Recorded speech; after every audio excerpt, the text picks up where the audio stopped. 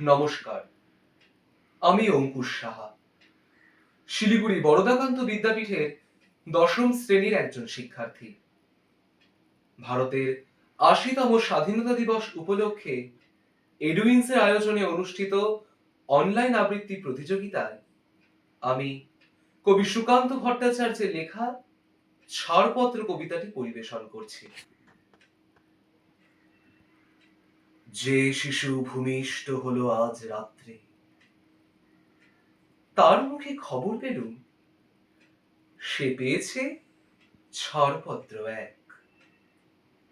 নতুন বিশ্বের দ্বারে তাই ব্যক্ত করে অধিকার। জন্মমাত্র সুতীব্র চিৎকারে খর্বদেহ নিঃসহায়, তবু তার মুষ্টিবদ্ধ হাত উত্তোলিত, উদ্ভাসিত কি এক দুর্বোধ্য প্রতিজ্ঞায়। সে ভাষা বোঝে না কেউ, কেউ হাসে, কেউ করে মৃদু তিরস্কার। আমি কিন্তু মনে মনে বুঝেছি সে ভাষা। পেয়েছি নতুন চিঠি আসন্ন যুগে, পরিচয় পত্র পড়ি ভূমিষ্ঠ শিশুর অস্পষ্ট কুয়াশা ভরা চোখে। এসেছে নতুন শিশু, তাকে ছেড়ে দিতে হবে স্থান।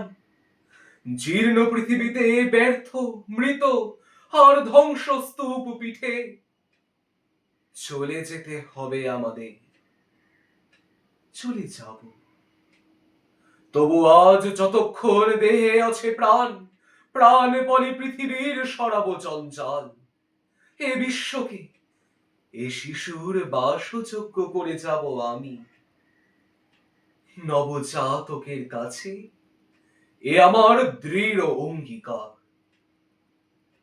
অবশেষে সব কাজ সেরে আমার দেহের রক্তে নতুন শিশুকে করে যাব আশীর্বাদ। তারপর হব ইতিহাস। ধন্যবাদ।